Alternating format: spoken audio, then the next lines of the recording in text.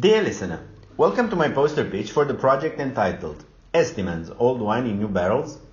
My name is Marian Mitroiu and I am a PhD student at the University Medical Center in Utrecht, the Netherlands. My PhD research is a joint project between University Medical Center Utrecht and the Dutch National Medicines Agency. Before I start, I have a quick question for you. Do you use Estimands? And I will give you a hint. This is a trick question. And certainly the answer to the question is yes if you are involved in work with randomized clinical trials. The Estimands are already in use, just not in a structured manner as in the Estimands draft addendum framework, and I will illustrate this. The addendum on Estimands and sensitivity analyses in clinical trials is the addendum to the current ICH E9 statistical principles for clinical trials and will come into effect by the end of this year. The Estimand is composed of the variable, the population, the strategy to account for intercurrent events, and the population level summary. There are 5 strategies suggested in the guideline, each with its particularity and meaning regarding the handling of intercurrent events. You can see them in the top right corner. The Estimand objective is to better translate the clinical question and to better define the treatment effect in a clinical trial.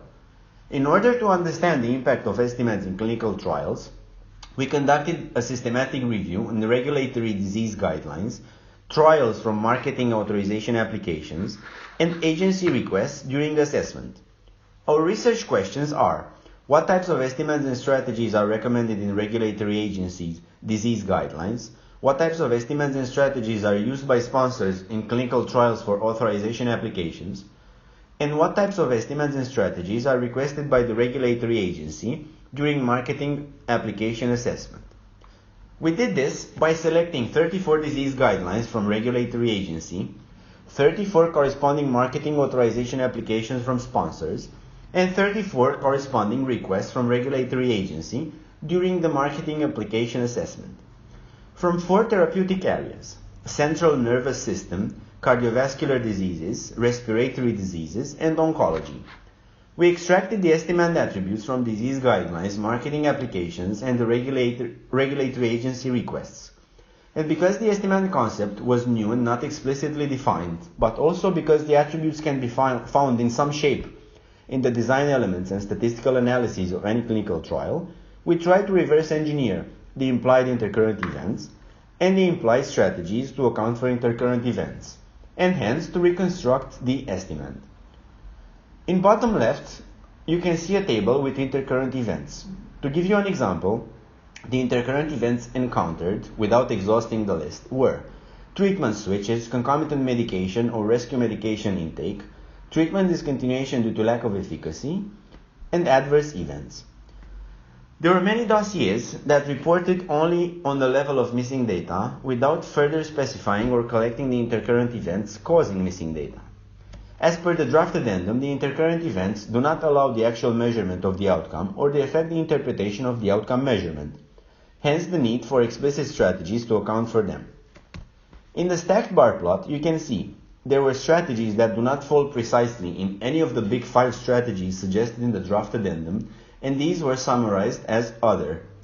Within the experimental units where strategies were deduced, most often there are multiple strategies identified per each, either as part of the same suggested Estimand or as part of different estimates. Treatment policy strategy appeared to be most often encountered in guidelines, also present to a considerable extent in sponsor documentations and requests from regulatory agency. Composite strategy was present in guidelines, sponsor documentation, and requests from regulatory agency, but more often in requests from regulatory agency. Hypothetical strategy was not encountered in guidelines. However, it was the leading strategy encountered in sponsor documentation, usually used for treatment policy intended but not achievable. Principal stratum strategy was only encountered in guidelines, while on treatment strategy was encountered to a small extent in sponsor documentation and requests from regulatory agency. Other types of strategies, such as per protocol or observed case analyses, were encountered to a great extent in all 3 types of documents. Strategies not possible to deduce were encountered in disease guidelines and requests from regulatory agency, but not in sponsor documentation.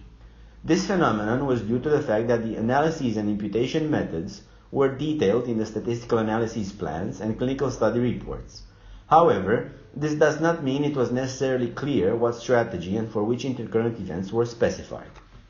Results. Estimand thinking is present and used by stakeholders already. However, it was difficult to reverse engineer the constructs due to insufficient explicit and relevant information. Intercurrent events are identified but often not handled explicitly in the primary outcome, but handled implicitly at the level of analytical method. Multiple different strategies within each Estimand construct for different intercurrent events. There were no single strategy estimand, such as the believed treatment policy estimand. Conclusions. Often treatment policy strategy was intended, but hypothetical strategies was used instead. Regulatory agency and sponsors are aware of bias in estimation of treatment effects due to the presence of intercurrent events. Constituting elements of Estimand are not clearly defined. Treatment policy strategy types were preferred as target, but are rarely truly achieved. Thank you, and I hope I raised your interest even more in Estimands.